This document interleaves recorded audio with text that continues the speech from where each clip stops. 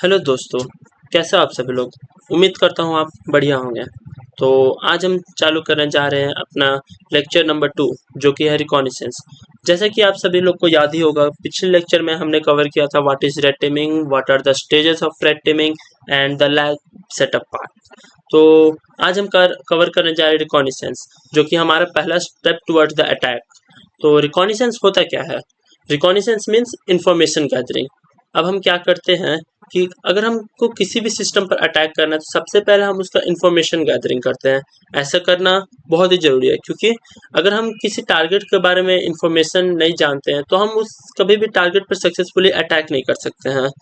And जैसे कि आप देख सकते हो कि यहाँ पे एक बहुत ही ब्यूटीफुल लाइन लिखा हुआ है, give me 6 hours to chop down a tree and I will spend the first 4 hour on sharpening the axe. मतलब अगर मुझे तुम 6 घंटे दोगे एक ट्री को काटने के लिए तो मैं पहले 4 घंटे अपने एक्स को शार्प करूंगा। ऐसा क्यों? क्योंकि मैं अपने एक्स को जितना ही शार्प करूंगा मेरा ट्री काटने का प्रोसेस इतना ही आसान होगा। तो बढ़ते हैं अपने फर्स्ट पार्ट की तरफ, जो कि definition of recognitions. So definition में क्या कहा जाता है? Recognitions is the process of gathering information about a target before the actual attack begins. मतलब कि हम कभी भी अटैक करने से पहले उसका इंफॉर्मेशन गैदरिंग करते हैं। रियल लाइफ सिनेरियो में होता क्या है कि आप जब भी किसी सिस्टम पर अटैक करोगे तो उससे पहले आप उसके इंफॉर्मेशन निकालने की कोशिश करते हो कि आपके पास जितना ज़्यादा इंफॉर्मेशन रहेगा आपका टारगेट उतना ज़्यादा सक्सेसफुल रहेगा। ऐसा जनरली हम इसलिए कहते हैं क्योंकि अगर आप किसी सिस्टम पर अटैक करने जा रहे हो, अगर आपको उसके बारे में इंफॉर्मेशन ही नहीं है कि उसके पास कौन कौन से पोर्ट्स ओपन है, क्या उसमें फंक्शनैलिटी है, तो आप कभी भी उस अटैक को सक्सेसफुली एग्जीक्यूट ही नहीं कर पाओगे। सो इसलिए रिकॉन हमारा बहुत बहुत बहुत इंपॉर्टेंट होता है। आपने यहाँ पे देखा होगा कि before you can attack you must know your target. Means अपने टारगेट पे अटैक करने से पहले आपको अपने टारगेट के बारे में जानना बहुत ही ज़रूरी है।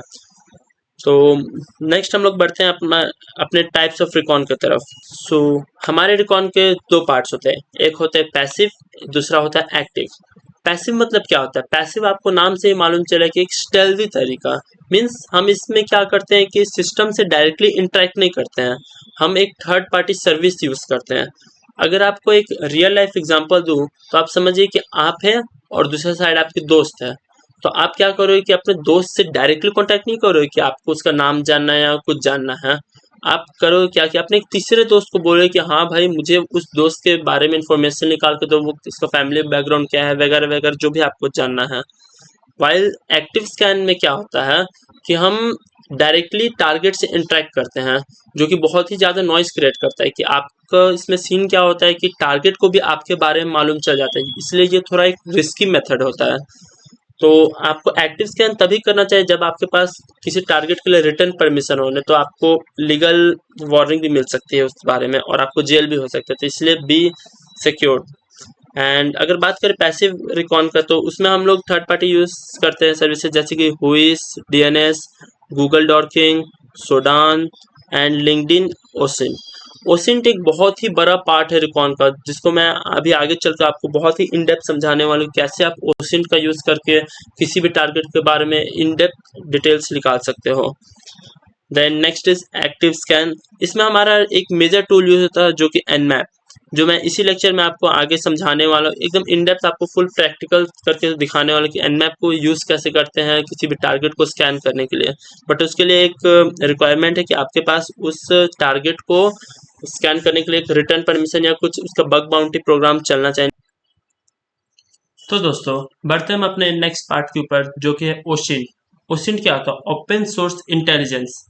अगर मैं आपको ओसिंट समझाने की कोशिश करूँ तो ये एक फ्रेमवर्क होता है जिससे आप क्या कर सकते हो, आप किसी भी आदमी, किसी डोमेन, किसी भी ईमेल्स, किसी भी गूगल या किसी भी तरह की चीज़ जो ऑनलाइन प्रेजेंट रहता है उसके बारे में आप इंफॉर्मेशन निकाल सकते हो।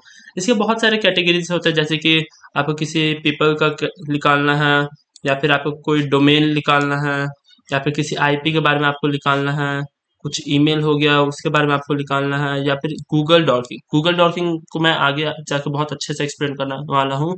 And next is dark web.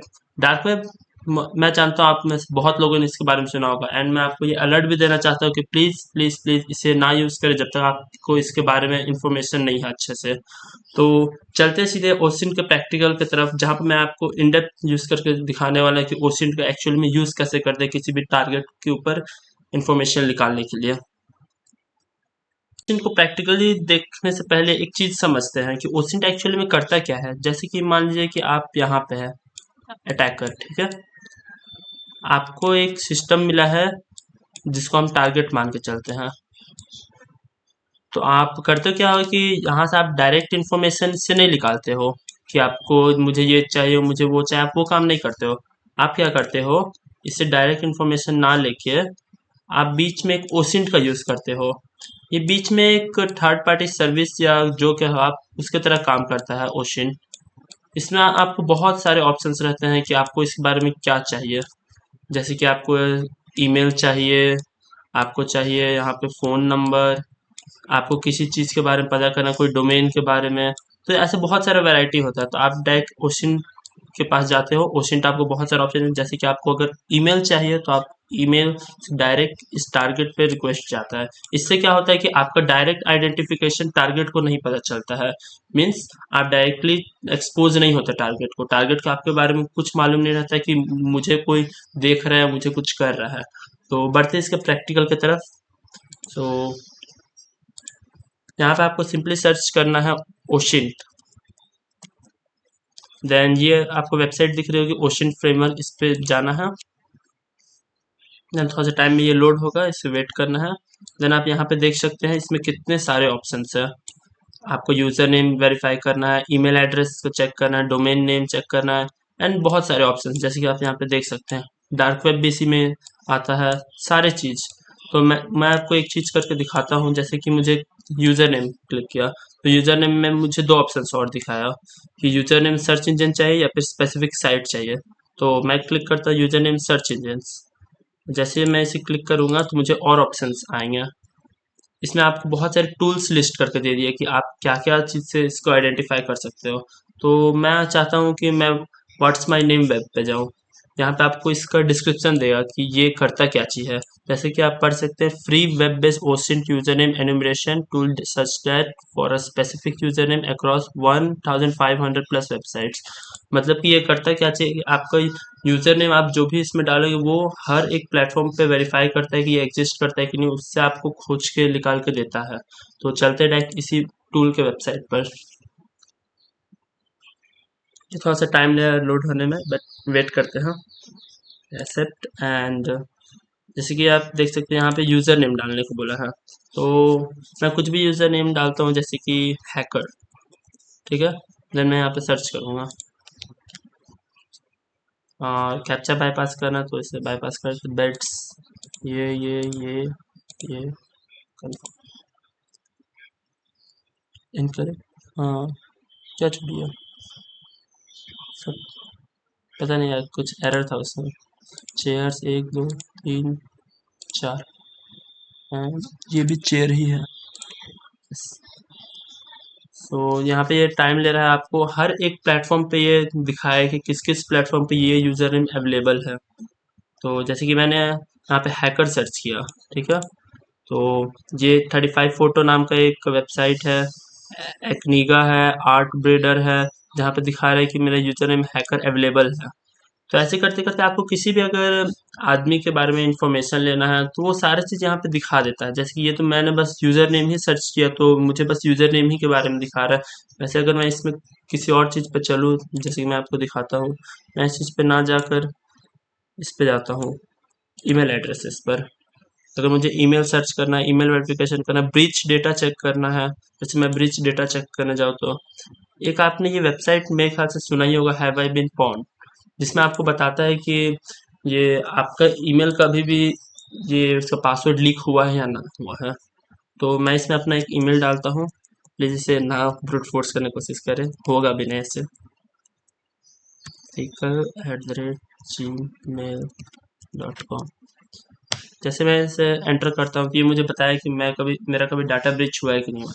जैसे कि आप देख सकते हैं कि यहाँ पे लिखा है 0 डेटा ब्रीचेस, मतलब कि मैंने अपने पासवर्ड इतना सिक्योर रखा है कि आज तक ये डेटा ब्रीच में आया नहीं है। तो ऐसे आपके सामने यहाँ पे बहुत बहुत बहुत सारे टूल्स हैं, बहुत सारे टूल्स हैं जिससे आप किसी की चीज़ के बारे में भी इंफॉर्मेशन निकाल सकते हो।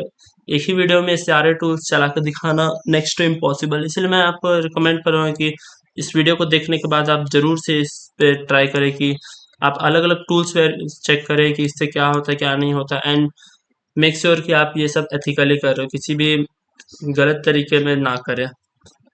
सो बढ़ते हैं अपने नेक्स्ट पार्ट की तरफ, जो कि है गूगल डॉकिंग। गूगल डॉकिंग क्या होता है? आपने गूगल सर्च सुना होगा। गूगल सर्च में हम क्या करते हैं, हम अपने क्वेरीज वहाँ पे लिखते हैं, मुझे जो चाहिए, जैसे कि मुझे कोई गेम डाउनलोड करना है, मैं लिखूंगा कि GTA 5 डाउनलोड, वो हो जाएगा, ठीक।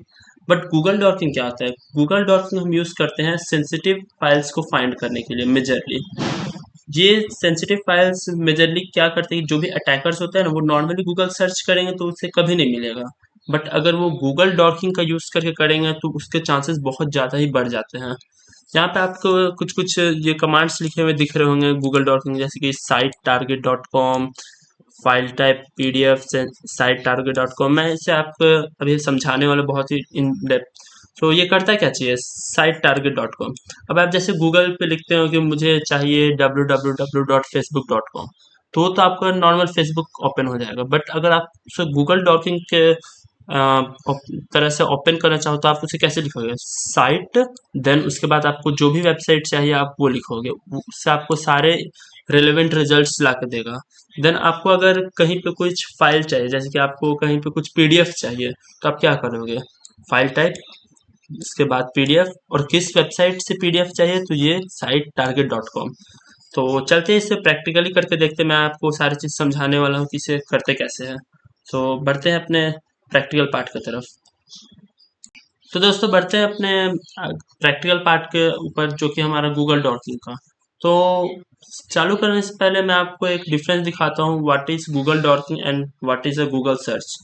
जैसे कि अगर मैं यहाँ पे सर्च करूँ meta.com, मैंने यहाँ पे स्पेस जानबूझ कर दिया क्योंकि मैं नहीं चाहता हूँ कि ये URL खुल जाए, इसलिए मैंने स्पेस दिया है। इसे एंटर करते हैं तो आप देख सकते हैं यहाँ पे एक मेटा का वेबसाइट आया, दूसरा www.meta.ai आया, जबकि मैंने यहाँ पे सर्च किया था .com, फिर आया मेटा, देन आया इंस्टाग्राम के ऊपर मेटा का पेज, देन metacariers.com, एंड बहुत सारे अलग अलग, यहाँ पे विकिपीडिया भी आ गया है। तो मैंने यहाँ पे बस सर्च किया meta.com, बट आया मुझे बहुत ही अलग अलग तरीके के रिजल्ट्स। तो मैं इसे ना सर्च करके गूगल डॉकिंग का अगर यूज़ करूँ तो साइट meta.com, अब ये क्या करेगा, मैंने यहाँ पे meta.com लिखा है, ठीक। तो मुझे ये जितने भी वेबसाइट दिखाएगा वो meta.com के या तो डोमेन या तो उसी के सब डोमेन में दिखाएगा। ये भी meta.com का ही है, ये भी meta.com का है, ये ही meta.com, meta.com, meta.com। चाहे तो मैं आपको लास्ट पेज पे भी जाके दिखाऊँ, 10th नंबर पेज, तो वो भी meta.com का ही रहेगा। जैसे आप देख सकते हैं bugbounty.meta.com, meta.com, www.meta.com। तो ऐसे हम गूगल डॉकिंग को अपना सिंप्लीफिकेशन के लिए यूज़ करते हैं, एंड सिंप्लीफिकेशन के साथ साथ हम इसे हिडन फाइल्स भी निकाल सकते हैं। जैसे कि मैं आपको इधर करके दिखाऊं, अगर मैं चाहता हूं कि मुझे ये सब ना आए, मुझे बस मेटा के अंदर जितने PDF है वो बस रिजल्ट दिखे, तो मैं इसके लिए करूँगा क्या, इसके सामने बस एक एक्सटेंशन लगाऊंगा, फाइल टाइप PDF, और यहाँ पे स्पेस दे देना है।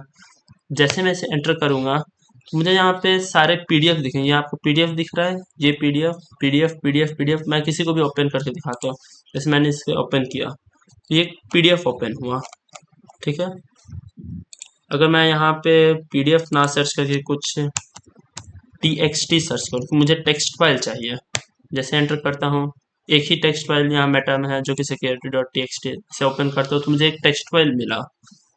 वैसे अगर मुझे टेक्स्ट फाइल ना चाहिए, मुझे PHP फाइल चाहिए, तो मैं वो भी सर्च कर सकता हूँ, PHP। इसमें बस एक ही policy.php है। मीन्स आपके डोमेन पे डिपेंड करता है कि वो कितने स्टोर रखे हैं। इससे आपको क्या होता है ना कि आपको सर्चिंग जो होता है ना वो बहुत ही ईजी एंड सिंप्लीफाइड हो जाता है। अब जैसे कि आपको क्या चाहिए, आपको फाइल टाइप में चाहिए, आपको चाहिए कि मेटा के अंदर आपका कहीं पे एडमिन लिखा हुआ मिले, तो मैं सिंपली ये यूज़ करूँ इन URL: एडमिन, कि यूआरएल के अंदर कहीं पे भी अगर मुझे एडमिन हो और साथ साथ मेरा डोमेन जो होना चाहिए meta.com, तो वो मुझे रिजल्ट ला के दे। अब मेरा एक ही इसमें है, मेटा बग बाउंटी के अंदर ही एडमिन है। अब मैं इसके अंदर आपको सर्च करके दिखाऊंगा तो वहां पे आपको एडमिन मिलेगा, जैसे कि आप देख सकते हैं यहाँ पे एडमिन लिखा हुआ है। तो ये मीन्स बहुत ही सिंप्लीफाई कर देता है आपके सर्च को। तो आपको मैं एक बहुत ही ज़बरदस्त चीज़ अभी दिखाने जा रहा हूँ जो कि हैकिंग के लिए बहुत ज़्यादा यूज़ होता है, जो कि है एक्सप्लॉइट डीबी। ये क्या होता है कि ये गूगल का हैकिंग डेटाबेस है। अब इसे आप गलत तरीके पे ना ही यूज़ करें तो बेटर है, क्योंकि इसके अगर आप इसे गलत तरीका पे यूज़ करते हो तो आपके खिलाफ लीगल एक्शंस भी लिए जा सकते हैं। अब इसमें आपको बहुत सारे जितने एक्सप्लॉइट्स होते हैं, जितने रिसेंट में हैकिंग होते हैं, वो सबके यहाँ पे आपको गूगल डॉक्स दिए रहते हैं। जैसे कि अभी क्या हुआ था, विंडोज़ 11 का 24H2 वर्जन में प्रिविलेज एस्केलेशन मिला था। मैं इसे क्लिक करता हूँ तो यहाँ पे मुझे पूरा एक एक्सप्लॉइट ला के दे दिया है कि कैसे वो हुआ था। स्क्रिप्ट को आपको चलाते ही विंडोज 11 का जो स्पेसिफिक वर्जन है ना, इसमें आप अगर ये स्क्रिप्ट चलाओगे तो आपको नॉर्मल यूजर से एडमिन यूजर का एक्सेस मिल जाएगा। वैसे इसके अंदर बहुत बहुत बहुत सारे एक्सप्लॉइट्स रखे हैं। मैं जैसे कि अगर मैं किसी पे जाऊँ, कोई मैं वेब सर्वर ढूंढता हूँ, डायरेक्टरी पाथ ट्रैवर्सल, शायद से इसमें मिल जाए मुझे। नहीं, ये भी नहीं है। मैं आपको एक चीज़ दिखाना चाहता हूँ। सर्च, कोई वेबसाइट अगर सर्च किया जाए तो मेटा पे ही सर्च करते, meta.com। इसका कोई एक्सप्लॉइट है या नहीं है? नहीं, इसका कोई अभी एक्सप्लॉइट मिला नहीं है। facebook.com, नहीं इसका भी नहीं है। एप्पल, हाँ एप्पल का यहाँ पे बहुत सारे एक्सप्लॉइट्स हैं, जो कि मीन्स ये वो सारे एक्सप्लॉइट हैं जो कि अभी पैच हो चुके हैं। मीन्स अब वापस हम ये करने जाएं तो हमें वो एक्सेस मिलेगा नहीं, बट कुछ टाइम के लिए यहाँ पे रहता है। तो इसका मेरा दिखाने का यही एक रीज़न था कि आप जान सको कि रिसेंटली जितने एक्सप्लॉइट्स है, जितने हैक हुए, उसका जो एक्सप्लॉइट होता है, जो एक स्क्रिप्ट होता है, वो आपको इसी जगह पे मिल जाता है। तो इसे आप, मैं चाहूँगा कि आप इसे कभी भी गलत चीज़ में ना यूज़ करें, गलत वे में, क्योंकि आप अगर करते हो और कंपनी को मालूम चलता है इस बारे में तो आपके खिलाफ लीगल एक्शंस लिए जा सकते हैं, आपको जेल भी हो सकता है। तो बी केयरफुल इसके लिए। तो बढ़ते हैं हम अपने नेक्स्ट पार्ट के ऊपर, जो है अपना whois and DNS enumeration. Whois lookup क्या होता है? हुइस लुकअप में आप जानते हैं कि उस टारगेट का पूरा इन्फॉर्मेशन, जैसे कि उसका डोमेन नेम क्या है, वो उसका रजिस्ट्रार कौन है, मतलब वो कहाँ पे रजिस्टर हुआ था, किसके द्वारा हुआ था, उस कब रजिस्टर हुआ, उसका एक्सपायरी कब होगा, उसका ईमेल क्या है, फोन नंबर क्या है, एंड बहुत कुछ। And second one is DNS enumeration. DNS enumeration अभी मैं बताऊंगा नहीं, क्योंकि अभी इसका कोई फायदा नहीं है। मैं आगे आने वाले लेक्चर में आपको इन डेप्थ ये डीएनएस एनिमेशन समझाना वाला हूँ। तो तब तक बढ़ते हैं अपने हुइस के प्रैक्टिकल पार्ट के ऊपर। मैं इसे प्रैक्टिकल करके दिखाऊंगा तो आपको बहुत ही बेटर समझ में आएगा कि हुइस लुकअप होता क्या चीज़ है। तो बढ़ते हैं सीधा। तो यहाँ पे लिखते हैं हुइस लुकअप। तो यहाँ पे गोडैडी का है, यहाँ पे हुइस का है। मैं आपको प्रेफर करूँगा कि आप हुइस का ऑफिशियल वेबसाइट पर जाके इसे सर्च करें, क्योंकि ये ज़्यादा इन डेप्थ रिजल्ट्स दिखाता है। तो यहाँ पे आपको एक सर्च करने का ऑप्शन दिया है कि आप अपना डोमेन नेम डालें या फिर आईपी एड्रेस डालें। तो डोमेन नेम क्या है? मीन्स अगर आप बग बाउंटी कर रहे हो तो बग बाउंटी में आपका टारगेट होता है, जैसे आप गूगल के बारे में इंफॉर्मेशन निकालना चाहते हो, फेसबुक के बारे में निकालना चाहते हो, या फिर कोई भी वेबसाइट जो आपके बग बाउंटी का टारगेट है, तो आप सीधे यहाँ पे उस डोमेन का नाम लिखोगे। तो मैं यहाँ पे लिखता हूँ, जैसे कि अभी तो मैं मेटा ही सर्च कर रहा था, मेटा ही लिखता हूँ, meta.com और सर्च। तो यहाँ पे मुझे बहुत सारी इन्फॉर्मेशन दिखा रहा है कि ये मेरा डोमेन जो कि मैंने अभी सर्च किया था, ये कब रजिस्टर हुआ था, 1991 में। एक्सपायर कब होगा, 2034। और लास्ट टाइम अपडेटेड हुआ था 2025। तो यहाँ पे बहुत सारे इन्फॉर्मेशन, जैसे कि इसमें है कि रजिस्ट्रार कहाँ से ये हुआ था रजिस्टर। तो ये है रजिस्ट्रार सेफ एलएलसी, ये कोई कंपनी है, मुझे भी इसके बारे में पता नहीं, बट देखता हूँ। देन उस समय ईमेल क्या यूज हुआ था, एब्यूज ईमेल, वो था एब्यूज कंप्लेंट दैट रजिस्टर। इसका मीन्स कोई काम है नहीं, और ये एब्यूज फोन भी, ये उन्होंने जान से छुपाने के लिए ऐसा किया हुआ है। एंड अगर आप इसी वेबसाइट पे और भी आओगे तो आपको बहुत सारी चीज़ मिलेगा, जैसे हुइस हो गया। अगर आपको आईपी से कुछ सर्च करना है तो इसके एक अलग वे है। जैसे कि मैं अगर सर्च करूँ यहाँ पे, हमारे पास क्या था, डोमेन, तो हम सर्च करें डोमेन टू आईपी एड्रेस। ठीक है, आप किसी भी वेबसाइट पे जा सकते हो, मैं पहले वाले पे जा रहा हूँ। से होगा क्या कि आपको, जैसे कि आपके पास कोई डोमेन है, तो आप उससे उसका एक आईपी निकाल सकते हो। वो एक्चुअली उसका प्राइवेट आईपी नहीं होता, बट एक पब्लिक आईपी होता है। ये प्राइवेट आईपी क्या होता है, पब्लिक आईपी क्या होता है, वो आने वाले लेक्चर में मैं आपको इन डेप्थ समझाने वाला हूँ, उसको आप छोड़ दिए, अभी बस समझिए एक पब्लिक आईपी है। मैं यहाँ पे सर्च करता हूँ meta.com एंड कन्वर्ट, देन इसे कॉपी करते हैं एंड यहाँ पे पेस्ट करते हैं। तो आप देख सकते हैं इसके बारे में सारा डिटेल्स आ गया कि आईपी में है क्या क्या। तो इसे स्टार्टिंग से पढ़ते हैं। आईनेट नेम, नेट नेम, एडमिन सी, इसमें कुछ खास इन्फॉर्मेशन तो नहीं आ रहा है।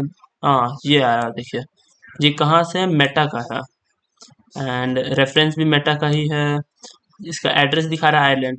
अब होता क्या है कि ये जो आईपी एड्रेस मिला है ये कांस्टेंट नहीं है। अगर आप आज कल परसों ऐसे सर्च करते हो, ये आईपी बदल भी सकता है क्योंकि ये एक पब्लिक आईपी है। हाँ देखिए, ये इसका रेंज है आईनेट नम। ये क्या होता है कि आप डे बाय डे जैसे वहाँ पे सर्वर से नेटवर्क रीसेट होता है, ये आईपी बदलते रहता है। तो बेटर ये होता है कि आप किसी भी अगर डोमेन को सर्च करते हैं, उसको डोमेन नेम से ही सर्च करें, क्योंकि वो आपको बैकग्राउंड में जो आईपी होता है उसको अपडेट करके आपको सर्च कर देता है। एक्चुअली में होता क्या है कि जब भी आप यहाँ पे लिखते हो meta.com, तो ये meta.com आपको डायरेक्टली रिक्वेस्ट नहीं जाता है सर्वर पे। ये meta.com पहले कन्वर्ट होता है एक आईपी में, देन वो आईपी जाके सर्वर को रिक्वेस्ट करता है, तो सर्वर से एक रिस्पॉन्स आता है। बढ़ते हैं अपने नेक्स्ट टूल की तरफ, जो कि हमारा रिकॉन का सबसे सबसे सबसे पावरफुल टूल, जो कि है nmap। आप एक काम करना कि आप किसी भी साइबर सिक्योरिटी में वर्किंग प्रोफेशनल या किसी भी जो साइबर सिक्योरिटी पढ़ रहा है, उससे आप पूछना कि आप नेटवर्क स्कैनिंग के लिए कौन सा टूल यूज करते हो। मैं 100% सिक्योरिटी दे सकता हूँ, वो आपको जवाब देगा nmap। ऐसा क्यों? क्योंकि ये बहुत ही मल्टीटास्किंग वाला टूल है। मीन्स आप इससे ना ही नेटवर्क स्कैन भी कर सकते हो, आप इससे पोर्ट सॉकेट भी चेक कर सकते हो, आप साथ साथ इसमें वल्नरेबिलिटीज भी चेक कर सकते हो कि कोई वल्नरेबिलिटी इसमें एग्जिस्ट करता है या ना करता है। तो ये सब सारे फ्लैग्स होते हैं, बहुत सारे फ्लैग्स होते हैं। मैं अभी आपको प्रैक्टिकल दिखाता हूँ। इससे पहले सच है, मैं आपको डायरेक्टली अभी प्रैक्टिकल ही करके दिखाता हूँ कि nmap एक्चुअली में काम कैसे करता है। तो बढ़ते सीधे अपने ये VMware की तरफ। तो उम्मीद करता हूँ आपने पिछले वीडियो से काली लिनक्स एंड मेटास्प्लॉइटेबल 2 डाउनलोड कर लिया होगा। तो हम बढ़ते हैं अपने पहले काली लिनक्स में। सबसे पहले आपको क्या कर, मैं इसे क्लोज कर देता हूँ। हाँ, यार क्लोज हो जाओ। तो सबसे पहले बढ़ते हैं अपने टर्मिनल पे। अगर आप में से ऐसा कोई है जिसे काली बिल्कुल भी यूज नहीं करने आता है, तो मैं उसे भी सिखाने वाला हूँ कि इसे यूज कैसे करते हैं। ये काली हम लोग मेजरली अपने कमांड लाइन के लिए यूज करते हैं। मीन्स इसमें दोनों आपको फीचर दिए होते हैं, आपको GUI मेथड भी होता है, आपको कमांड लाइन फीचर भी होता है। तो एज अ हैकर या फिर as a cyber security expert हम कमांड लाइन ज़्यादा प्रेफर करते हैं। आपको स्टार्टिंग में ये बहुत ही बोरिंग लगे, बहुत ही अजीब लगे, बट जैसे जैसे आप इसमें प्रैक्टिस करते जाओगे, ट्रस्ट में आपको कमांड लाइन से बहुत ही प्यार हो जाएगा। तो बढ़ते हैं अपने टूल की तरफ, जो कि nmap। आपको क्या करना है, सबसे पहले लिखना है यहाँ पे nmap। यहाँ पे जैसे आपको यहाँ पे ब्लू हो जाए, यानी आपको समझना है कि आपका टूल एग्जिस्ट करता है। इन केस आपके में अगर nmap नहीं एग्जिस्ट करता, वैसे तो ये इनबिल्ट आता है, इसका आप टेंशन छोड़ दो, बट आपको अगर एग्जिस्ट नहीं करता तो आपको करना क्या है, यहाँ पे लिखना sudo apt install and nmap। अब ये एक सिंटैक्स होता है, मैं बताता हूँ। sudo क्या होता है? sudo मीन्स आपको ये अपर राइट्स, मीन्स जो सूडो होता है ना, वो उसके पास सारे चीज के प्रिविलेजेस होते हैं, कभी भी आपको परमिशन डिनाइड का एरर ना आए, इसलिए आप सूडो यूज करते हो। देन एपीटी, आपको एक एप्लीकेशन इंस्टॉल करना है। Then next is install.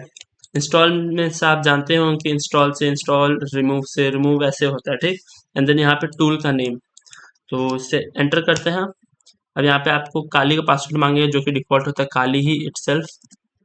तो इसमें लोडिंग लेगा, देन आपको बताया कि यहाँ पे आपको इंस्टॉल, लेकिन मेरा क्या है कि यहाँ पे इंस्टॉल्ड है, बट ये अपग्रेड मांग रहा है, तो मैं इसे दे देता हूँ यस। तो ये इंस्टॉल होने में थोड़ा टाइम लगे, जितना टाइम लेगा इससे लेने दे तब तक कि तब तक। हाँ, मैं आपको एक चीज़ और बता देता हूँ कि आपको अगर ये रिकॉन पार्ट अभी मे भी थोड़ा बोरिंग लग रहा हो, क्योंकि मेरे टाइम पे जब मैं भी इसे पढ़ता तो मुझे काइंड ऑफ बोरिंग लगता था कि ये तो हैकिंग नहीं है या फिर ये क्या है।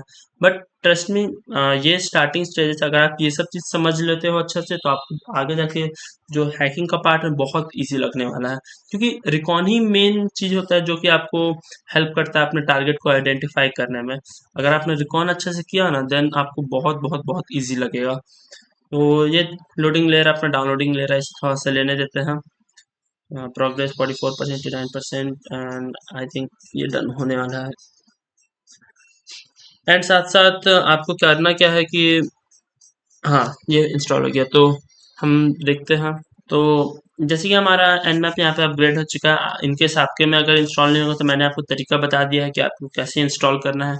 देन हम अब बढ़ते हैं nmap को कैसे यूज़ करते हैं उसके तरफ। तो आपको सिंपली क्या करना है, अगर आपको कुछ भी नहीं आता आप उसका टूल का नाम लिखना है, साथ में -h लिखना है। ये आपको पूरा चीज़ बता देता है कि आप किस चीज़ को यूज़ करके क्या कर सकते हो।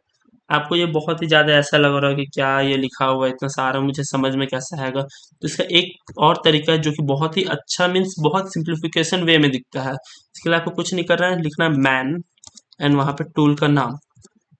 ओके, मैं इसे क्लोज करता हूँ पहले। क्यू देखो होता क्या है कि मैन जो होता है ना एक मैनुअल एंट्री होता है।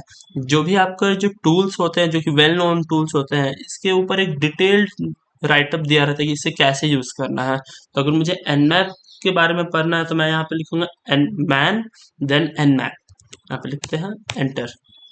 तो यहाँ पे आपको बताता है कि ये nmap होता क्या चीज़ है। ओपन सोर्स ये टूल है जो कि नेटवर्क एक्सप्लॉइटेशन के लिए यूज होता है, नेटवर्क स्कैनिंग के लिए होता है। यहाँ पे उसे एक एग्जांपल भी दिया है कि हम ये कमांड्स चलाएंगे तो मुझे ये आउटपुट्स आएगा वगैरह वगैरह। ये सब आप चाहे तो आप पढ़ सकते हो, उसमें कोई प्रॉब्लम नहीं है, बट मैं आपको करके दिखाता हूँ कि ये होता क्या चीज़ है। तो इसे एग्जिट करते हैं। देन बढ़ते यहाँ पे एक क्लियर कमांड होता है, ये लिखने से आपको जो टर्मिनल होता है ना वो पूरा क्लियर हो जाता है ऐसे। ओके, देन बढ़ते हैं। अब क्या होता है कि nmap को ना हम बहुत अलग अलग तरीकों की चीज़ के लिए यूज़ कर सकते हैं। हम पहले तो इसको ऐसे यूज़ करें कि जैसे हमको पता करना है कि हमारे सेम नेटवर्क में ना कौन कौन से डिवाइसेस अवेलेबल है। तो उसके लिए हमें कुछ नहीं करना है, nmap देन यहाँ पे अपना आईपी देना है। आईपी कैसे पता करना है, उसके लिए आपको सिंपली यहाँ पे एक नया टैब बनाना है, यहाँ पे लिखना है ifconfig। आप एक डिफरेंस होता है, यही आप अगर विंडोज़ के सीएमडी में लिखोगे ना तो आपको यहाँ पे लिखना पड़ता है IP config, but in case आप लिनक्स में कर रहे हो तो आपको यहाँ पे लिखना पड़ेगा आईएफ कॉन्फ़िग। एंटर करते हैं। देन आपको यहाँ पे बहुत सारे ये दिख जाएंगे, आपको इस सब की टेंशन नहीं लेना, मैं बाद में जाके बताने वाला ये सब होता है क्या चाहिए। ये सब आप देख सकते जहाँ पे ये लिखा है इथ जीरो। अब होता है क्या है कि हमारा जो ये VMware होता है उसमें वाईफाई सपोर्टेबल नहीं होता बाय डिफ़ॉल्ट, वाईफाई अडेप्टर इसमें लगा नहीं रहता है। तो हमारा ये चलता है ना वो इथरनेट पे चलता है। इथरनेट ये डायरेक्ट ये फिजिकल नहीं है, मीन्स ये एक वर्चुअल इथरनेट समझिए आप ऐसा। मीन्स जो हमारा विंडोज़ मशीन है और हमारा जो वर्चुअल बॉक्स है वो एक इथरनेट से कनेक्टेड है, वर्चुअल इथरनेट। तो यहाँ पे हमारा IPv4 एड्रेस इसको मिल जाएगा कि हमारा काली का क्या IP एड्रेस है। इसे कॉपी करते हैं, कॉपी करने के लिए Ctrl+Shift+C, ठीक है। देन वापस चलते हैं अपने प्रीवियस टर्मिनल पे। आपको क्या करना है nmap, देन यहाँ पे शिफ्ट इंसर्ट से आपका पेस्ट हो जाएगा। देन आपको सिंपली क्या लिखना है /24। अगर आपने नेटवर्किंग पढ़ा होगा तो आपको इसका मतलब मालूम होगा /24 क्या होता है। /24 से होता है क्या कि आपका ये जो पर्टिकुलर आईपी का रेंज होता है ना इसके अंदर आपको सारे आईपी मीन्स कैसे समझा आपको, जैसे कि 192.168.206.129 है। ओके, तो आपको क्या करेगा कि ये 0 से लेके 255 तक हर नेटवर्क को स्कैन करेगा /24 से लगाने से। तो इसे एंटर करते हैं, ये थोड़ा सा टाइम लेगा, इसे लेने देते हैं। तब तक वेट करते हैं क्या आता है क्या नहीं आता है। एंड वन मोर थिंग, अगर आपको ऐसा लगता है कि मुझे लाइव वीडियो बनाना चाहिए तो मैं उसके लिए भी तैयार हूँ। प्लीज़ कमेंट कीजिए उसके लिए कि अगर आपको लाइव वीडियो चाहिए, क्योंकि रिकॉर्डिंग में ऐसा क्या होता है कि मुझे लगता है कि मैं अपने आप को ही देख के पढ़ा रहा हूँ या क्या करूँ, इसलिए थोड़ा सा अजीब लगता है। अगर आप लाइव प्रेफर करेंगे तो प्लीज़ मुझे बता दीजिएगा, मैं लाइव वीडियो ही कंटिन्यू करूँगा। सो आप देख सकते हैं यहाँ पे एनमैप के रिजल्ट्स आ गए। अब ये क्या है, यहाँ पे एक लिखा है एनमैप स्कैन रिपोर्ट फॉर 192.168.206.1। ये क्या है, ये मेरा जैसे आप देख सकते हैं यहाँ पे एक मशीन है, दो मशीन है, मेरे साथ साथ और 3-4 मशीन्स और है जो कि मैं यहाँ पे अभी लोड करके नहीं रखा हूँ, ये उस सबके रिजल्ट्स दिखा रहे हैं। तो इसका कोई फ़ायदा नहीं है। ये सिमिलरली एक और मशीन है, उससे भी छोड़ दीजिए। देन ये आता है आपका मेटास्प्लॉइटेबल 2 का। अब आपको कैसे मालूम चलेगा कि ये मेटास्प्लॉइटेबल 2 का आईपी है, तो इसके लिए आपको करना क्या है, एक नया टर्मिनल बनाना है, यहाँ पे लिखना है nmap जो आपको आईपी मिला था। आपको अगर किसी भी आईपी के बारे में जानना है कि ये क्या है तो आपको इस चीज़ से मालूम चल जाएगा। इसको कॉपी करना है, देन nmap के बाद इसे पेस्ट करना है एंड मैं बताता हूँ हाइफन ए से क्या होता है, आपको सारे टाइप का डिटेक्शन कर लेता है कि आपको वर्जन क्या है, पोर्ट्स क्या है, वगैरह वगैरह, ये सारी चीज़ डिटेक्ट कर लेता है। देन हाइफन कैपिटल ओ से क्या होता है कि ओएस डिटेक्शन होता है कि कौन सा ऑपरेटिंग सिस्टम चल रहा है। या फिर आप हाइफन ओ ना भी लगाओ तो आपको ये पता चल ही जाता है कि हाइफन ए में इंक्लूडेड रहता है वो। ओके, तो इसको हम लोग डायरेक्ट, हाँ एक और चीज़ होता है हाइफन कैपिटल T4। ये हाइफन T4 क्या चीज़ होता है, ये हमारा nmap का जो एग्जीक्यूशन स्पीड होता है उसको कंट्रोल करता है। यहाँ पे 4 नहीं 5 होते हैं, hyphen T1, T2, T3, T4, T5। Okay, ये मीन्स क्या होता है कि T1 यूज़ करोगे तो सबसे स्लो एग्जीक्यूशन होगा, T2 उससे बेटर होगा, T3 उससे और बेटर होगा, T4 जो होता है ना वो हम लोग का एक स्टैंडर्ड रेट होता है कि हाँ मीन्स इसमें रिजल्ट्स भी अच्छे आएंगे और हमारा स्कैनिंग भी जल्दी होगा, इसलिए हम T4 जल्दी यूज़ करते हैं, हाँ ज़्यादातर यूज़ करते हैं। इसे एंटर करते हैं, ये थोड़ा सा टाइम लेगा स्कैनिंग होने में। ये आपको बताया कि उसका ऑपरेटिंग सिस्टम क्या है, उसमें कौन कौन से पोर्ट्स ओपन है, क्या उसके वर्जन्स है, ये सारे चीज़ आपको बता देगा जब ये स्कैन ख़त्म होगा। तो जब तक ये स्कैन लेता है तब तक हम वेट करते हैं। तो आप जैसे कि देख सकते हैं ये स्कैन रिजल्ट पूरा हो गया, जिसमें आपको बता रहा है कि ये पोर्ट नंबर 21 है, ये ओपन है, इसमें एफटीपी सर्विस चल रहा है, उसका वर्जन क्या है, ये सारी चीज़ जो होते हैं मैं आगे जाके इन डेप्थ सारी चीज़ समझाना है। क्योंकि ये रिकॉन का वीडियो है तो मैं आपको बस बताना चाहता हूँ कि रिकॉन करते कैसे हैं। आगे धीरे धीरे आपको ये जितने भी चीज़ें सारी चीज़ समझ में आने वाले। तो मेरा मेन पर्पस ये था कि कैसे पता चले कि ये आईपी किस सिस्टम का है। तो जैसे कि मैंने ये आईपी डाला, अब आप नीचे स्क्रॉल डाउन करेंगे, स्क्रॉल डाउन करेंगे, स्क्रॉल डाउन करेंगे, एकदम नीचे आपको यहाँ पे दिखेगा कंप्यूटर नेम मेटास्प्लॉइटेबल। ये आपको बताता है कि आपका ये ऑपरेटिंग सिस्टम, यहाँ पे लिखा हुआ है कि लिनक्स ये ऑपरेटिंग सिस्टम है और उसका जो होस्ट नेम है वो मेटास्प्लॉइटेबल है। तो ऐसे हमें मालूम चला कि ये जो पर्टिकुलर आईपी था ये मेटास्प्लॉइटेबल 2 का था। तो nmap के बहुत सारे कमांड्स होते हैं, मैं आपको और भी कमांड दिखाना चाहता हूँ। जैसे कि आप सर्च करें nmap देन IP, देन आप यहाँ पे करोगे हाइफन S कैपिटल V। ये क्या करता है, आपका सिर्फ वर्जन जो होता है ना पोर्ट्स का उसको स्कैन करेगा। ये लगा देते हैं। देन आप मैं आपको अगर बेटर वे में कहूँ तो आप सबसे अच्छा क्या करो कि आप हाइफन ए यूज़ किया करो। इससे क्या होता है कि आपके सारे तरीके के स्कैन परफॉर्म हो जाते हैं। आपको टेंशन नहीं लेना पड़ता है कि कौन कौन से पोर्ट्स चेक करने हैं या कुछ करने हैं, आपको कोई टेंशन नहीं लेना। हाँ लेकिन अगर आप क्या चाहते हो कि आपको बस पोर्ट नंबर 21 चेक करना, तो आपको इसके लिए बस -P21 लिख देना। ये क्या करेगा, बस पोर्ट नंबर 21 को ही चेक करेगा। यहाँ पे आपको बता दिया कि हाँ पोर्ट नंबर 21 इज ओपन। अब मुझे मालूम करना है कि जैसे पोर्ट नंबर 25 ओपन है यानी, तो मैं ऐसा -P25 करूँगा, ये ओपन है। ओके, अब 26 के बारे में सर्च करना है, एंटर करूँगा, क्लोज। तो इससे मालूम चलता है कि आप किसी भी एक पर्टिकुलर पोर्ट पे आप स्कैन कर सकते हो कि यार ये पोर्ट ओपन है या नहीं है। अगर आपको इन डेप्थ सारे वर्जन्स एंड ऑल चाहिए तो आप सबसे अच्छा nmap -a करके अपना आईपी दे दो। एंड मैं प्रेफर करूँ कि आप जो टाइम यूज़ करते हैं -t वो T4 यूज़ करें, क्योंकि ये क्या होता है कि T5 उससे फास्टर तो होता है बट एक्यूरेट रिजल्ट्स ला के नहीं देता है। तो यही है nmap का छोटा सा ट्यूटोरियल। जैसे जैसे हम आगे बढ़ेंगे हम इसे nmap को और इन डेप्थ यूज़ करने की कोशिश करेंगे, हम जानेंगे कि nmap को और कितने अच्छे तरीके से यूज़ कर सकते हैं। तो बढ़ते हैं अपने आज के लेक्चर के अंत के तरफ। तो मैं आपको कुछ होमवर्क देना चाहता हूँ। जैसे कि आप यहाँ पे होमवर्क से लिखे हुए रन हुई on 3 domains you know, use Google Docs writer on. ये जो गूगल डॉकिंग वाला है ना, मैं प्लीज़ प्लीज़ प्लीज़ चाहता हूँ कि आप इसे ज़रूर ट्राई करें। आप जितना इसको प्रैक्टिस कीजिएगा उतना आपको याद होगा। मैंने आपको पीपीटी में दिखाया भी था कुछ कुछ गूगल डॉट के एग्जांपल। अगर आप बोलोगे कमेंट में तो मैं आपको एक फाइल भी दे दूंगा पूरा गूगल डॉट से रिलेटेड। एंड ये जो मैंने आपको कहा था कि जिसको अगर काली चलाने नहीं आता है, तो मैं आपको एक सजेशन देना चाहता हूँ कि मुझे भी स्टार्टिंग में बिल्कुल भी नहीं आता था काली चलाने, ट्रस्ट में। बट धीरे धीरे मैंने जितना प्रैक्टिस किया, मैंने जितना खुद से उसको एक्सप्लोर किया, उतना मुझे अच्छा से आ रहा है काली चलाने। तो मेरा रिकमेंडेशन यही है कि आप जितना प्रैक्टिस करोगे उतना अच्छा है। एंड साथ साथ अगर आप अफोर्ड कर सकते हो तो प्लीज़ ये जो ट्राई हैक मी है, इससे आप जरूर इसका सब्सक्रिप्शन ले लेना। एनुअल सब्सक्रिप्शन आपका पड़ता है अप्रॉक्स 2700 आसपास या 3000। अगर आप सब्सक्रिप्शन में कुछ वाउचर लगाते हो तो आपको 2500 टू 600 के आसपास पड़ जाता है। तो ये बहुत ही वर्थ इट होता है, इसमें आपको बहुत सारे रूम्स मिलेंगे, आपको सीखने के लिए बहुत कुछ मिलेगा। मैं रिकमेंड करूँगा कि आप इसे ज़रूर खरीदिएगा। एंड नेक्स्ट सेशन में हम पढ़ने वाले मेटास्प्लॉइट फ्रेमवर्क, जो कि हमारा पहला स्टेप होने वाला है इनिशियल एक्सेस की तरफ। मीन्स हम कल से अपना इनिशियल एक्सेस चालू करने जा रहे हैं। तो कल का जो सेशन होगा आपको बहुत, कल नहीं मीन्स अगला जो आपको आने वाला लेक्चर होगा, बहुत ही ये लगे, बहुत ही इंटरेस्टिंग सेशन लगेगा कि आप रियली हैकिंग कर रहे हैं। एंड अगर आपको लग रहा है कि रिकॉन बस यहीं तक है, तो आप बिल्कुल गलत हो।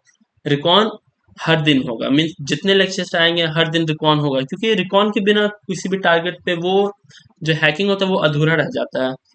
आपको बहुत कुछ नए नए चीज़ सीखने को मिलेंगे रिकॉन में। एवरीडे जब भी आपको लेक्चर आएगा तब भी आपको बहुत ही नया सीखने को मिलेगा। तो तब तक के लिए बने रहें। अगर आपने चैनल को सब्सक्राइब नहीं किया तो सब्सक्राइब करें, बेल आइकन प्रेस नहीं किया तो बेल आइकन प्रेस करें।